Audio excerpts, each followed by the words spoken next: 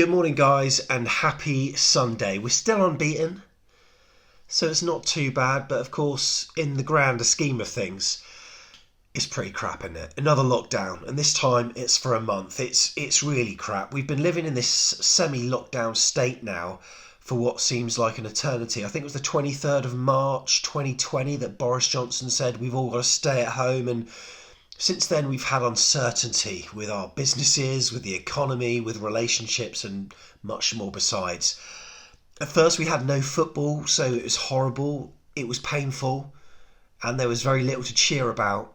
And then we did have the football, and it was painful, it was horrible, and there was very little to cheer about. Bournemouth were relegated from the Premier League. Eddie Howe left the club, and whilst there was uncertainty in the world, the one constant that we had in terms of AFC Bournemouth and Eddie Howe, well, it was no longer. And it felt a bit weird, I must say, for a week or so. But then JT is now at the wheel, and we've yet to lose a match in the league. And whilst we sit third in the table, the joy has been confined, hasn't it? It has. And it's not because the team aren't playing to their full potential. It's not because we've drawn more than we've won. It's not because I believe that the team is lesser than the sum of its parts. The joy is confined because we're not there. For instance, I would rather be 24th in the Championship right now and be going to games. I really would. But we can't. It's good that there's football that we can watch on the box, but social interaction is a huge part of the reason why I go to football, and it probably is with you as well. For me, I don't know about you, but my match day starts early doors on a Saturday.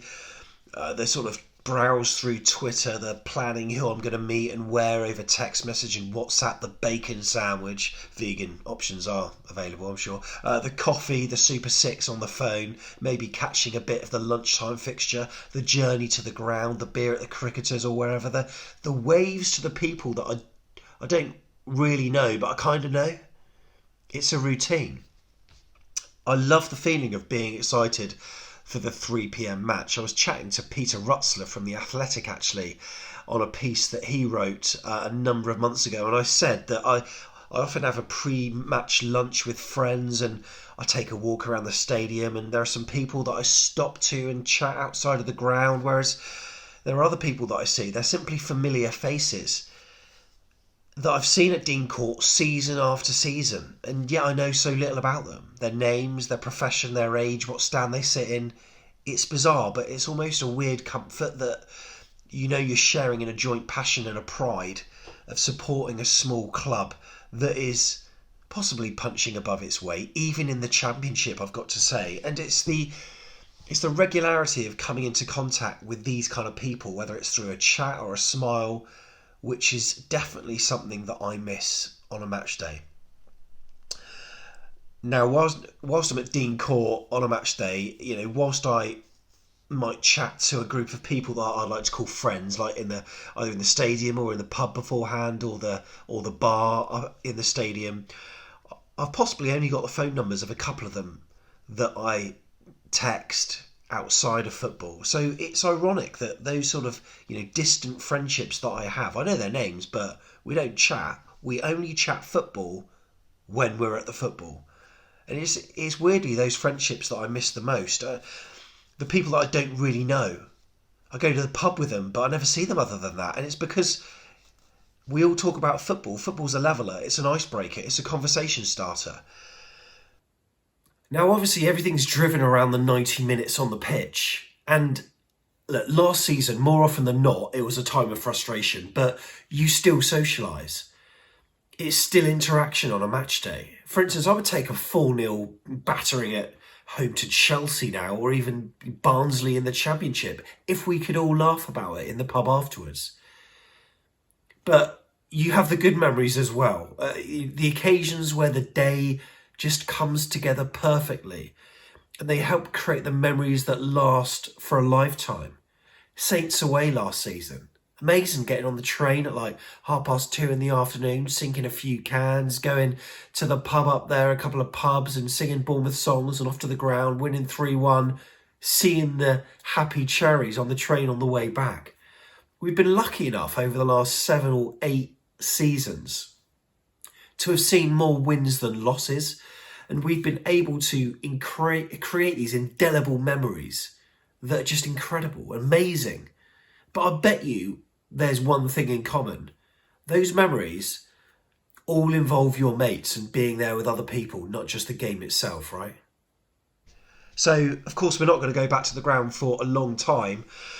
And whilst we knew that that was always going to be the case, with this new lockdown, there are restrictions in place that are going to make the already crap situation that we're in even crapper. Pubs to be closed, restaurants closed, most shops to be closed, leisure venues closed, entertainment venues closed, no household mixing, staying at home. It's actually horrendous right now to think about it. This time, though, the football will continue. And whilst we can't enjoy a beer in the pub, we can from home. And there are organisations out there that can help if you're needing someone to talk to. Here you are watching this video on Back of the Net. And I've no idea if you're a subscriber. You might be, you might not. But please consider subscribing, because we'll continue to try to fill the conversational void as much as we possibly can. Now, I started this YouTube channel and I upload the videos and I do most of the work on it, the social media stuff, all that kind of stuff. But I'm trying to make it so that Back of the Net is more of a collaborative thing and more of an open project. So firstly, I've been getting a few things prepped so that people can get their videos up without my involvement, or limited involvement, put it that way. Because obviously I've got a full-time job to do, and I don't do this full-time. My time is fairly limited, but a few people are taking more responsibility now on the channel. For instance, you'll see Tom uploading his videos, there's Mr. Tiggs who does his, and there's also a number of other people who have expressed a desire to get involved, and we're open to it. Because if the idea is good and it can be of value to the subscribers, then this can be the home of what you want to do. As long as it's Cherry related, of course. Now, hopefully this means that there can be more regular Cherry content and a more diverse range of shows that you can watch. We are completely open to it. Now, secondly, we are more than happy to continue making this a channel that's open as a portal for the likes of Cherries Trust and Talking Cherries to get their message across, because we love doing it. We've chatted a bit with Proud Cherries and a few overseas supporters groups as well with regards to doing the same, enabling use of our software so that these shows can be broadcast to the world. For instance, Sean, ex-podcast host, of course, he's looking to host a Down Under show. And also we'd like someone to host a regular stateside show as well, to get opinions from Cherries on the other side of the pond as well. Thirdly, free-for-alls.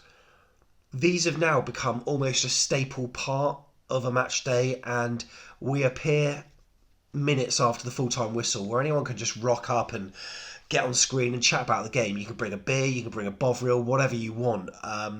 We just try to almost recreate the pub experience and talk about what we've just witnessed.